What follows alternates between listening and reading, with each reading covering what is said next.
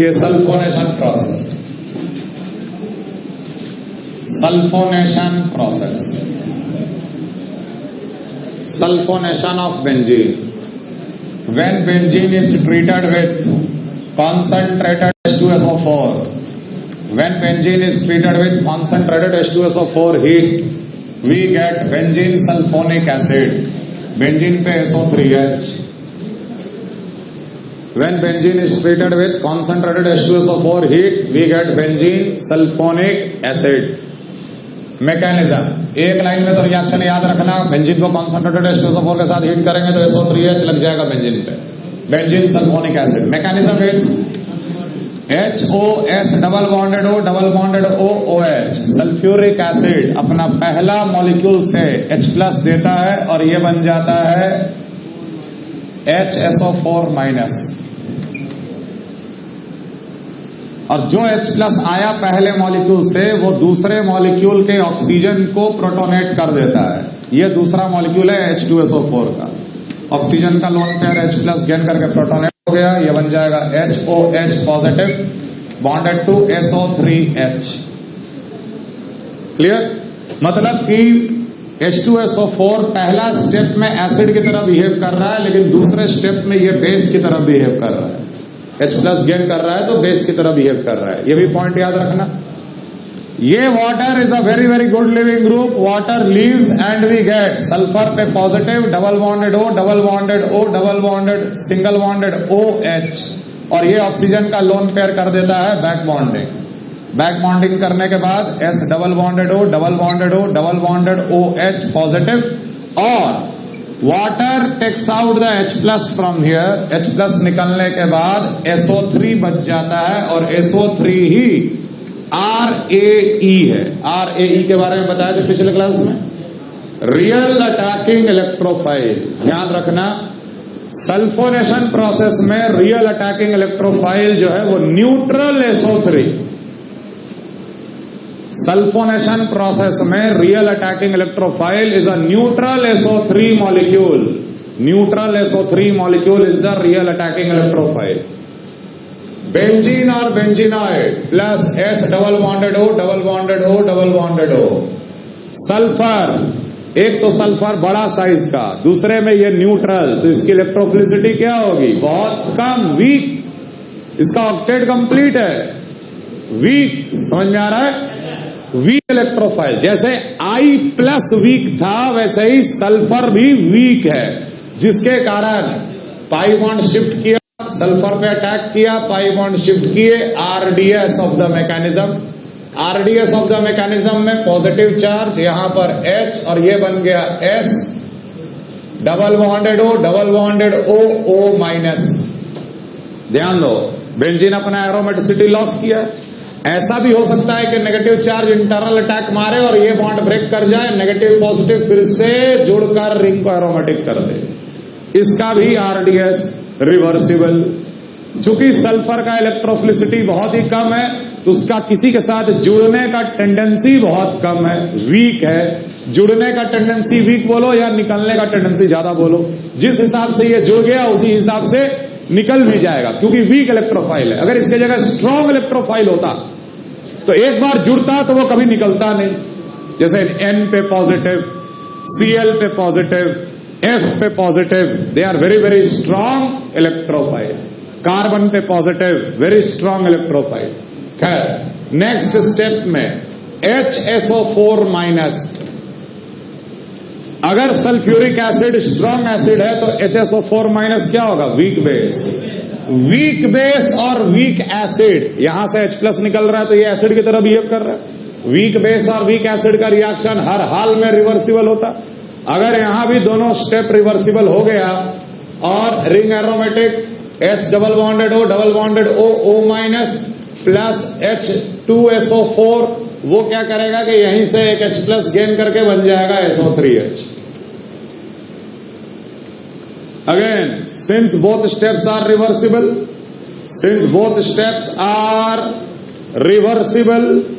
we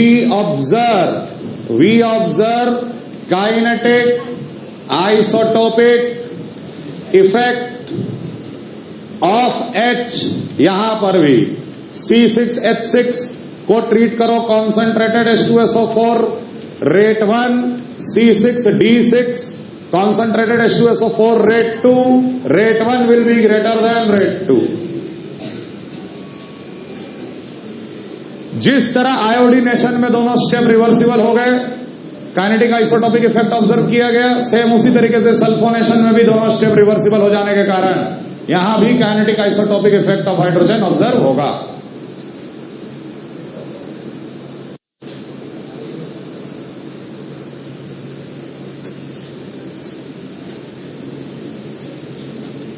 मतलब इस mechanism में बेंजीन कौन से इलेक्ट्रोफाइल के साथ एक्चुअली जुड़ रहा है? SO3 के साथ जुड़ता है। इससे पहले वाले रिएक्शन में कौन से इलेक्ट्रोफाइल के साथ जुड़ रहा था? हैलोजन पे पॉजिटिव चार्ज, X पॉजिटिव के साथ जुड़ रहा था। तो बेंजीन और जो आरडीएस है, आरडीएस में कौन सा एक्चुअल इलेक्ट्रोफाइल कंबाइन करता है उसको कहते हैं रियल अटैकिंग इलेक्ट्रोफाइल। और अलग अलग रिएक्शन में रियल अटैकिंग इलेक्ट्रोफाइल आपको पता होना चाहिए। Neutral SO3 is the real attacking electrophile in the sulphonation process. ये नहीं कि SO3H पॉजिटिव, न्यूट्रल SO3।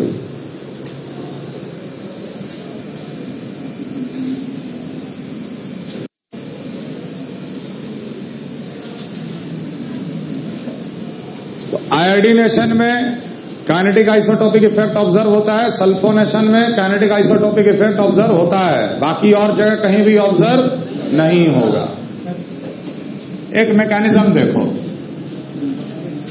अगर बेंजीन पे एक इलेक्ट्रोफाइल पहले से जुड़ा हुआ है और इसको अगर आप H+ के साथ अगर हीट कर देते हैं, H+ is one of the strongest electrophile. एक तो सबसे छोटा साइज का, इससे छोटा कोई एटम है नहीं, तो पॉजिटिव चार्ज डेंसिटी क्या होगा? Maximum with 2 electron deficient.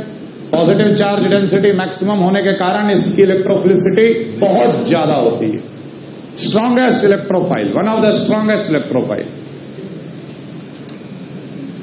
अगर इस इलेक्ट्रोफाइल की इलेक्ट्रोफिलिसिटी कम थी और एक स्ट्रॉन्ग इलेक्ट्रोफाइल सामने आया तो स्ट्रॉन्ग इलेक्ट्रोफाइल वीक इलेक्ट्रोफाइल को रिप्लेस कर देता है। कैसे? ये पाई बॉन्ड शिफ्ट हुआ इस कार्बन की ओर, प्लस माइनस, माइनस वाला H+ के साथ कंबाइन कर जाएगा, HE, और यही स्टेप होगा RDS, रेट डिटरमाइनिंग स्टेप, क्योंकि इसमें बेंजीन रिंग का aromaticity loss. In the next step ये इलेक्ट्रोफाइल का बॉन्ड ब्रेक करेगा, E+ निकल चुका, नेगेटिव साइन छोड़ा, नेगेटिव पॉजिटिव के पाई बॉन्ड बना, पाई बॉन्ड बनते ही रिंग हो गया एरोमेटिक, H जुड़ गया और इलेक्ट्रोफाइल निकल गया। ऐसे प्रोसेस को हम लोग कहते हैं इप्सो अटैक। इप्सो अटैक देखो बहुत कम लोगों को पता होता है। ये कार्बन ऑर्थो कार्बन, ये कार्बन मेटा कार्बन, ये कार्बन पैरा कार्बन, तो ये कार्बन, इस कार्बन का नाम है इप्सो कार्बन। इसके बारे में लोग सोचते नहीं, ortho Meta para, ortho Meta para. इस कार्बन को क्या कार्बन बोलते हैं? इप्सो कार्बन। तो H+ का अटैक कहां हो रहा है? इप्सो पे अटैक हो रहा है। देयरफॉर ऐसे प्रोसेस को हम लोग कहते हैं इप्सो अटैक। और इसी इप्सो अटैक के बेसिस पे एक और रिएक्शन है जिसको हम लोग कहते हैं डीसल्फोनेशन। डीसल्फोनेशन प्रोसेस। डीसल्फोनेशन प्रोसेस कहता है कि अगर बेंजीन सल्फोनिक एसिड को आप डाइल्यूट HCl के साथ या डाइल्यूट H2SO4 के साथ अगर ट्रीट कर दें तो we get benzene plus SO3 gas. आपको अच्छी तरह पता है कि सल्फर की इलेक्ट्रोफिलिसिटी क्या है? कम। इसके सामने लिया गया H+ के साथ ट्रीट कर देंगे, इप्सो अटैक होगा, SO3 बाहर चला गया, H जुड़ गया। सल्फोनिक एसिड ग्रुप को हटाना डीसल्फोनेशन प्रोसेस कहा जाता है। यहां तक कि अगर बेंजीन सल्फोनिक एसिड को अगर आप स्टीम के साथ ट्रीट कर दो, सिंपली स्टीम के साथ भी ट्रीट कर दो, heat, steam, hot, high temperature, तो उसमें H+ रिप्लेस हो जाता है, सल्फोनिक एसिड ग्रुप निकल जाता है SO3 गैस के फॉर्म में। ऐसे प्रोसेस को हम लोग कहते हैं डीसल्फोनेशन। अभी के लिए डीसल्फोनेशन याद करके रखिए, ये बहुत ही इंपॉर्टेंट स्टेप है। इंपॉर्टेंट इन द सेंस, अगर हम चाहते हैं कि इस कार्बन पे कोई चीज ना जुड़े तो वहां क्या जोड़ देते हैं, SO3H। पूरा रिएक्शन करा लेते हैं और लास्ट में SO3H को हटा देते हैं। तो ऐसा काम करने में, किसी पोजीशन को ब्लॉक करने में sulphonation and desulphonation helps a lot. Clear?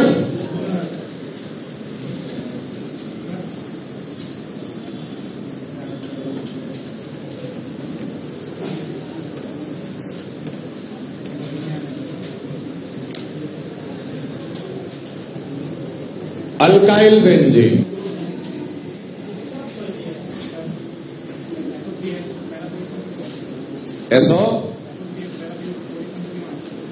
SO3H para. अबे जब कुछ है ही नहीं तो वहां ऑर्थो पैरा मेटा क्या बोलेंगे? बेंजीन पे SO3H लगा हुआ है, बस कहीं भी लगे। ऐसा थोड़ी कि ऊपर वाला इप्सो है, फिर बगल वाला ऑर्थो है, नीचे पैरा है। कहीं भी लगेगा, आइडेंटिकल ही रहेगा ना। Alkyl benzene preparation very important. Friedel Crafts alkylation process. Name reaction है ये, Friedel Crafts alkylation process. Alkyl benzene बनाना, बेंजीन के रिंग पे अल्काइल ग्रुप जोड़ना, फ्रिडल क्राफ्ट अल्काइलेशन प्रोसेस। जब भी बेंजीन या बेंजीनॉइड्स को किसी अल्काइल हैलाइड के साथ ट्रीट किया जाता है in presence of Lewis acid, whenever benzene or benzenoid is treated with any alkyl halide in presence of Lewis acid, alkyl benzene is obtained। Alkyl benzene is obtained. लेकिन हो सकता है कि अल्काइल हैलाइड का alkyl अलग हो और benzene पे जुड़ा हुआ अल्काइल अलग हो, रीअरेंजमेंट के कारण।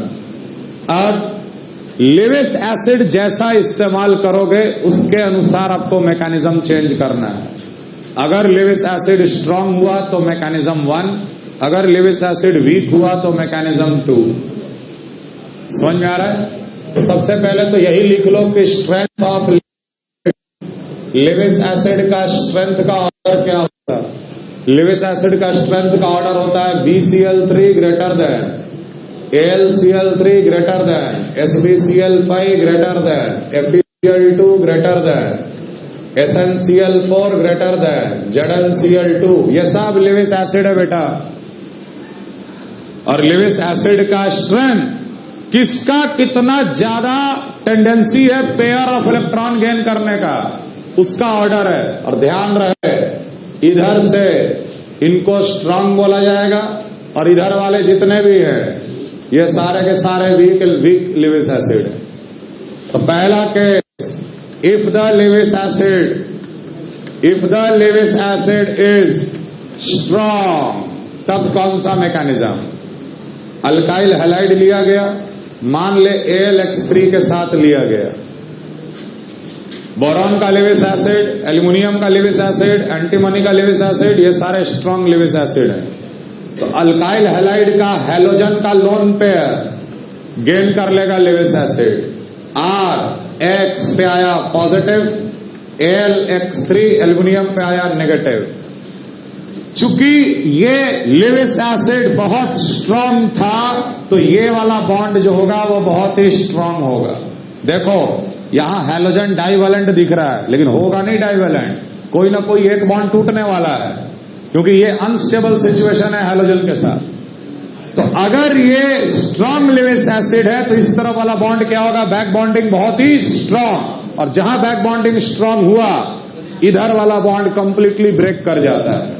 कंप्लीटली ब्रेक करने के बाद R पे पॉजिटिव और AlX4 पे माइनस, कार्बोकैटायन बन गया। कार्बोकैटायन बन गया तो रीअरेंज करने के बाद जो कार्बोकैटायन मिला वो है real attacking electrophile. Benzene plus real attacking electrophile EAS mechanism के तहत हम लोग को मिलेगा alkyl benzene.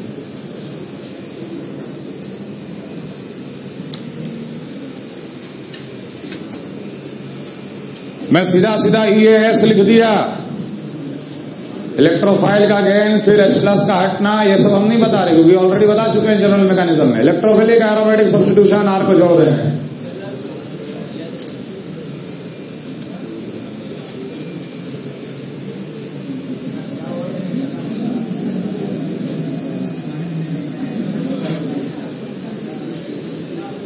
If the Lewis acid is weak,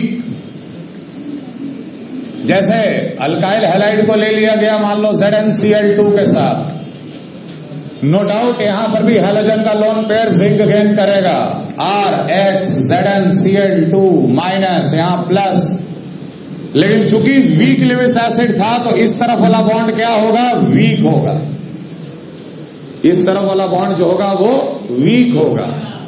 week होगा इसलिए ये बॉन्ड नहीं ब्रेक करेगा कंप्लीटली। बेंजीन या बेंजीनॉइड के सामने ये RH plus bonded to ZnCl2 minus, ये इंटरेक्ट किया, पाई बॉन्ड शिफ्ट किया एक कार्बन पे नेगेटिव चार्ज सीधे कार्बन पे अटैक करता है, तब इतना ग्रुप बाहर जाता है। कहने का मतलब no carbocation formation, no carbocation formation, we directly get a rhenium ion, positive H alkyl group, finally ZnCl2 के साथ X नेगेटिव, X यहां से जाके H+ हटाएगा and we will get alkyl benzene plus HX। तो जब हम लोग स्ट्रॉन्ग लिविस एसिड का इस्तेमाल करते हैं तो कार्बोकटायन बनाना है और उसके बाद रीअरेंज भी करना है, तब जोड़ना है। लेकिन अगर वीक लिविस एसिड का इस्तेमाल होगा तो कोई कार्बोकटायन फॉर्मेशन नहीं होगा और सीधे हम लोग उस कार्बन को ले जाकर जोड़ देंगे बेंजीन रिंग के साथ जिस कार्बन पे हैलोजन जुड़ा हुआ था। Clear? Rate of Friedel-craft alkylation directly proportional to the strength of Lewis acid. Strength of Lewis acid directly proportional to the stability of carbocation.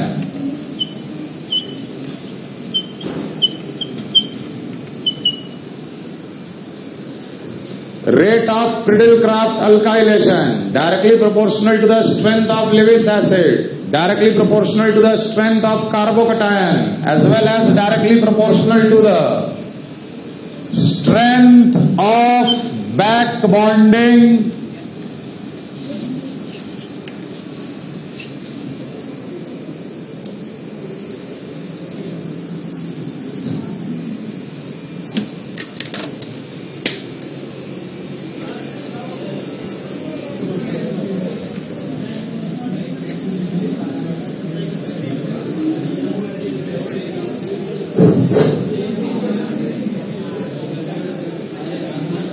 Strength of back bonding. देखो इस reaction में जितना जल्दी carbocation बन जाए उतना फास्ट हो जाएगा आरडीएस।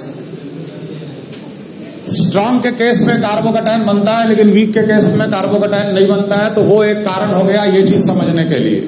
जितना स्ट्रॉन्ग लिविस एसिड होगा उतना जल्दी कार्बोकटायन बनेगा, उतना fast rate of Friedel-craft alkylation. ठीक है, जितना ज्यादा स्टेबल जितना ज्यादा स्टेबल कार्बोकटायन मिलेगा उतना फास्ट प्रोसेस, क्योंकि जितना ज्यादा स्टेबल कार्बोकटायन उतना जल्दी बनने का टेंडेंसी। कार्बोकटायन बनता क्यों है? बैक बॉन्डिंग की वजह से। ध्यान रखना, हैलोजन और लिविस एसिड के बीच में इसे कह रहे हैं बैक बॉन्डिंग। यहां बैक बॉन्डिंग बहुत ही स्ट्रांग हो गया था इसलिए कार्बोकटायन जल्दी बन गया था। तो जितना ज्यादा स्ट्रेंथ उतना फास्ट फॉर्मेशन कार्बोकटायन का, जितना वीक स्ट्रेंथ कार्बोकटायन बनने की टेंडेंसी कम। समझ में आ रहा है? तो हैलोजन और लिविस एसिड के बीच का बैक बॉन्डिंग जितना स्ट्रांग होगा उतना फास्ट होगा फ्रिडल-क्राफ्ट अल्काइलेशन। ठीक है, पहला rate of Friedel-craft alkylation, alkyl fluoride, alkyl chloride, alkyl bromide, alkyl iodide. मान लो चारों को सेम लिविस एसिड AlCl3 के साथ लेते हैं, साथ में बेंजीन लेते हैं, कहां पर? Alkylation fastest.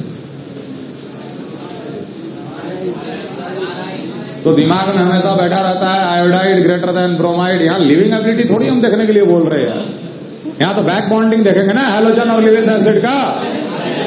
फ्लोरीन और AlCl3 के बीच में जब बैक बॉन्डिंग होगा तो 2p 3p, 3p 3p, 4p 3p, 5p 3p, कौन सा बैक बॉन्डिंग स्ट्रॉन्गेस्ट होगा? 2p 3p वाला। और जितना स्ट्रॉन्ग बैक बॉन्डिंग उतना फास्ट कार्बोकेटायन का फॉर्मेशन।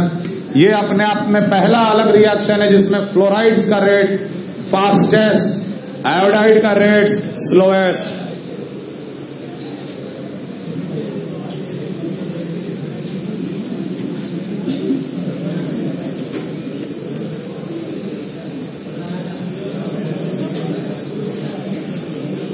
ये पूरा डिस्कशन को एक सवाल के तहत समझ लो। मान लो बेंजीन को अगर हम लोग लेते हैं CH3 CH2 CH2 Cl और साथ में ले लेते हैं AlCl3, और उसी बेंजीन को अगर हम लोग लेते हैं CH3 CH2 CH2 Cl लेकिन साथ में ले लेते हैं ZnCl2, अलग अलग प्रोडक्ट बनेगा। चूंकि ये स्ट्रांग है, ये वीक है, स्ट्रांग में Cl को हटाना है, कार्बोकेटायन बनाना है, कार्बोकेटायन का रीअरेंजमेंट, फिलहाल अल्फा 2 है, हाइड्राइड का शिफ्ट, कार्बोकेटायन आ जाएगा बीच वाले कार्बन पे, है कि नहीं? और बीच वाले कार्बन पे आने के बाद ये मोस्ट स्टेबल कार्बोकेटायन बन गया, और उस कार्बोकेटायन को बेंजीन के साथ जोड़ देना। तो पहले वाले का प्रोडक्ट होगा CH, CH3, CH3, और इस कंपाउंड को बोला जाता है cumene. Isopropyl benzene is also called as cumene. लेकिन वीक लिविस एसिड के साथ अगर अल्काइल हैलाइड को लेंगे तो carbocation formation does not happen. जिस कार्बन से हैलोजन जुड़ा हुआ है उस कार्बन को बेंजीन रिंग के साथ जोड़ दो, तो इस केस में आपको मिलेगा प्रोडक्ट CH2 CH2 CH3। यही अंतर है लिविस एसिड का डिफरेंस अगर किए तो।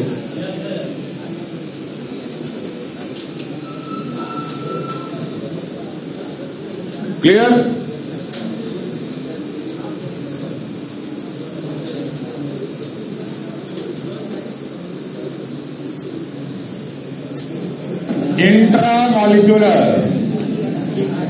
Intramolecular Friedel-craft alkylation.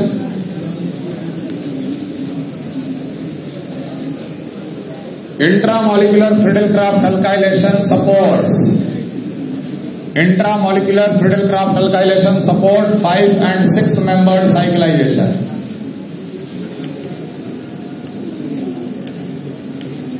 Only cyclization can happen from ortho position only. In this case, no rearrangement of carbocation. No rearrangement of carbocation takes place if we can get 5 or 6 membered ring.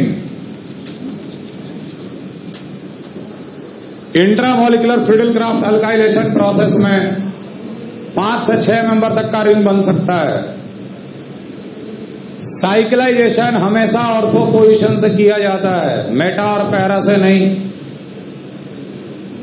और अगर हमें 5 या 6 member तक का ring मिल सकता है तो rearrangement के पहले ही अटैक हो जाएगा। इसलिए रीअरेंजमेंट कार्बोकेटायन का ऑब्जर्व नहीं होता। फॉर एग्जाम्पल, अगर बेंजीन के साथ मान लो 2, 3, 4, 5, 6 यहां Cl लगा दिए और इसको सिंपली ट्रीट कर दिए हम AlCl3 के साथ।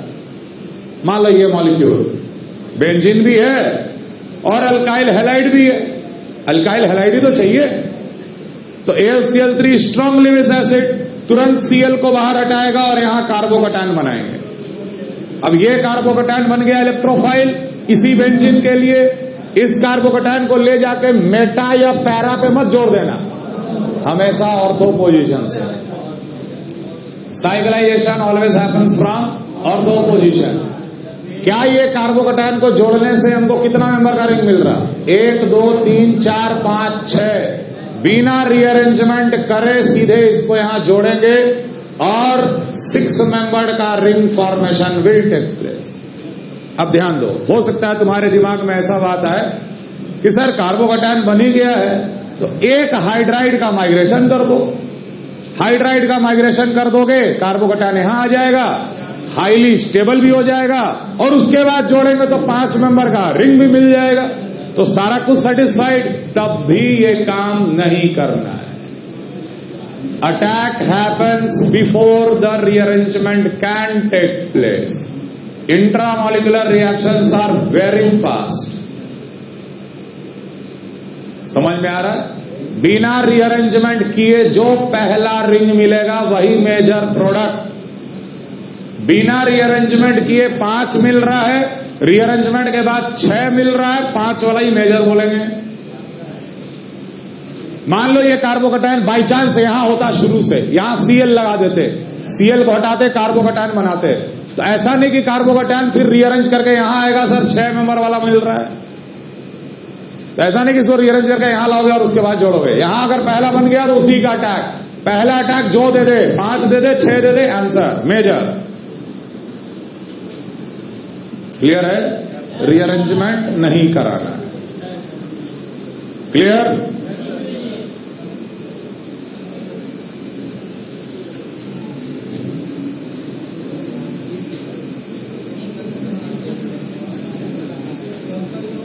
आगे लिखो,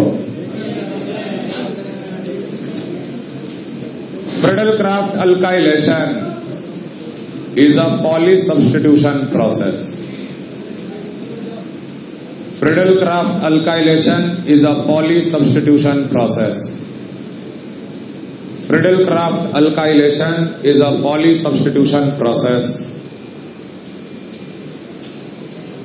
जैसा देखो, मान लो बेंजीन को लिया जाए CH3Cl और साथ में AlCl3।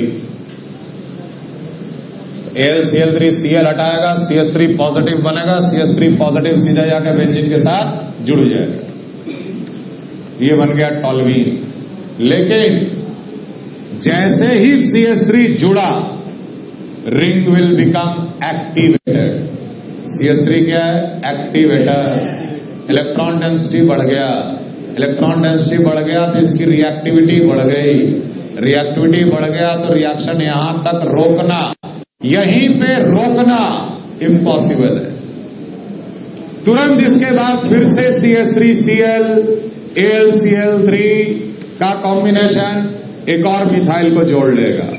एक CH3 तो था ही, ये ऑर्थो पैरा ड्रिफ्टिंग होता है, एक मिथाइल ऑर्थो पे लाएगा और दूसरा प्रोडक्ट एक और बना देंगे CH3 दो मिथाइल मिलके अब रिंग को और एक्टिवेटेड कर दिया, ये आगे भी रिएक्ट कर जाएगा। कहने का मतलब फ्रीडेल-क्राफ्ट अल्काइलेशन में मोनो सब्स्टिट्यूटेड अल्काइल बेंजीन तो बनता ही बनता है, साथ ही साथ di substituted tri substituted alkyl benzene भी बनता है। क्योंकि जैसे जैसे ग्रुप लगते चले जाएंगे, रिंग एक्टिवेट होते चला जाएगा, रिएक्टिविटी उसकी बढ़ती चली जाएगी, रोकना मुश्किल है। ठीक है? अब to get mono substituted alkyl benzene as measure, there can be 2 ways for doing that. पहला वे, take benzene in excess quantity. अगर हम यहां बेंजीन को ही एक्सेस क्वांटिटी में ले लेते, ठीक है, तो एक तो ये जुड़ गया, फिर ये कॉम्बिनेशन जनरेट किया CH3 पॉजिटिव।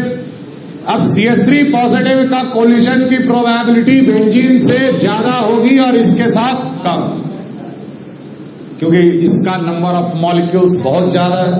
इसका 100 मॉलिक्यूल है, इसका 1 मॉलिक्यूल है, तो इसका कोलिजन किसके साथ होगा? 100 वाले के साथ होगा। तो या तो बेंजीन को एक्सेस में ले लो, बेंजीन बेंजोनॉइड एक्सेस में ले लो, तो मोनो सब्स्टिट्यूटेड वाला मेजर, ध्यान रखना माइनर में तो सब मिलेगा ही मिलेगा। मेजर बनाने के लिए बेंजीन या बेंजीनॉइड को एक्सेस में लिया जाता है, ये तो समझ गया ना क्यों एक्सेस में लेते। या दूसरा Friedel Crafts dealkylation, Friedel Crafts dealkylation is implemented, Friedel Crafts dealkylation is implemented, Friedel Crafts dealkylation is implemented.